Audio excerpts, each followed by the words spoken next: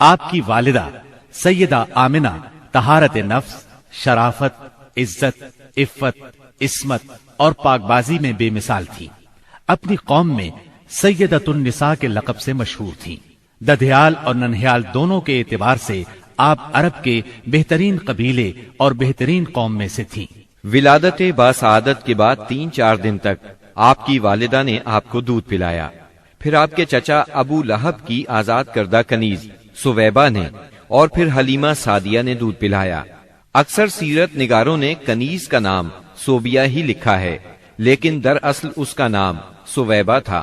جس طرح صحیح بخاری اور سیرت نگاری کے عالمی مقابلے میں اول آنے والی سیرت نبوی پر مستند کتاب الرحیق المختوم میں مذکور ہے۔ دودھ پلانے کی ذمہ داری ماہ ربیع الاول 52 قبل ہجری یعنی اپریل 571 عیسوی میں سونپی گئی۔ اس زمانے میں عرب میں یہ دستور تھا، جو آج کے دور میں بھی باقی ہے، کہ نوزائیدہ بچوں کو دودھ پلانے کے لیے شرفاء ابتدا ہی سے دیہات میں بھیج دیا کرتے تھے، تاکہ دیہات کی صاف ستھری اور کھلی آب و ہوا میں ان کی پرورش ہو سکے، زبان اہل عرب جیسی فصیح ہو جائے اور اہل عرب کی دیگر خصوصیات اوائل عمر ہی سے بچوں میں راسخ ہو جائیں۔ اس دستور کے مطابق سال میں 2 مرتبہ بنی سعد کی عورتیں شیرخوار بچوں کی تلاش میں آیا کرتی تھیں۔ چنانچہ آپ کی پیدائش کے 8 دن بعد انہی عورتوں کے ساتھ حلیمہ سعدیہ بھی تشریف لائیں۔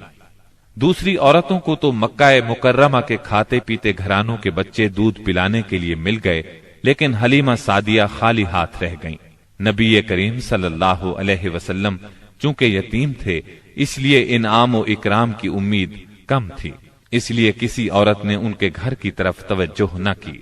آخر جب روانگی کا وقت آیا تو حلیمہ کو خالی ہاتھ جانا بہت ناگوار گزرا، اور اللہ تعالی کی طرف سے ان کا دل اس یتیم بچے کی طرف کھچنے لگا۔ چنانچہ انہوں نے اپنے شوہر حارث سے جا کر کہا، اللہ کی قسم مجھے یہ اچھا نہیں لگتا کہ میری ساری سہیلیاں تو بچے لے کر جائیں اور میں اکیلی کوئی بچہ لیے بغیر جاؤں، میں جا کر اس یتیم بچے ہی کو لے لیتی ہوں۔ شوہر نے یہ سن کر کہا، کوئی حرج نہیں، ممکن ہے اللہ ہمارے لیے اسی میں برکت عطا کر دے۔ اس کے بعد انہوں نے جا کر بچے کو لے لیا۔ قافلہ روانہ ہوا، سب سوار ہو کر چل پڑے۔ حلیمہ سعدیہ بھی آپ کو لے کر چلی۔ حلیمہ کی اونٹنی دبلی پتلی، دیکھنے میں مریل اور چلنے میں سب سے سست رفتار تھی، لیکن جو ہی حلیمہ سعدیہ آپ کو لے کر اس پر سوار ہوئیں، یکا یک وہ برق رفتار ہو گئی۔ باقی عورتوں نے اس منظر کو حیرت سے دیکھا کہ حلیمہ سعدیہ کی مریل اونٹنی ان کی طاقتور اور تیز رفتار اونٹنیوں سے آگے نکلی جا رہی تھی، اور پھر وہ ان سب کو پیچھے چھوڑ گئی۔ یہ تبدیلی دوسری عورتوں کے لیے کسی معجزے سے کم نہیں تھی۔ حلیمہ کے والد ابو زویب کا نام عبداللہ بن حارث تھا، وہ نبی صلی اللہ علیہ وسلم کے رضائی نانا ہوئے۔ حلیمہ کے شوہر کا نام حارث بن عبد العزیٰ تھا، یہ دونوں ہی قبیلہ سعد بنی بکر بن حوازن سے تعلق رکھتے تھے۔ اسی طرح حارث کے بچے آپ کے رضائی بھائی بہن ہوئے۔ جب تک آپ صلی اللہ علیہ وسلم حلیمہ سعدیہ کے گھر رہے، ان کا گھر برکتوں سے مالا مال رہا۔ حلیمہ بیان کرتی ہیں کہ وہ جب آئی تھیں تو قحط سالی کا دور تھا۔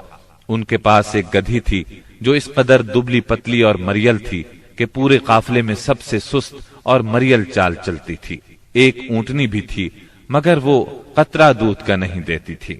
حلیمہ کا اپنا بچہ بھوک سے بے قرار ہو کر بلکتا رہتا تھا، خود سوتا نہ ماں باپ کو سونے دیتا، مگر جب وہ آپ کو لے کر اپنے گھر آئیں اور آپ کو گود میں لیا تو سینہ دودھ سے بھر گیا، یہاں تک کہ آپ نے پیٹ بھر کر دودھ پیا، اور آپ صلی اللہ علیہ وسلم کے ساتھ حلیمہ کے بیٹے نے بھی خوب دودھ پیا۔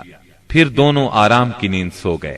اس رات حلیمہ کا بچہ بالکل نہ رویا۔ ادھر شوہر اونٹنی کے پاس گیا تو کیا دیکھتا ہے، تھن سے دودھ ابلا چاہتا ہے، چنانچہ وہ دودھ دوہنے لگا۔ اس نے اس قدر دودھ دوہا کہ گھر کے سب برتن بھر گئے۔ دونوں نے خوب دودھ پیا اور آرام کی نیند سو گئے۔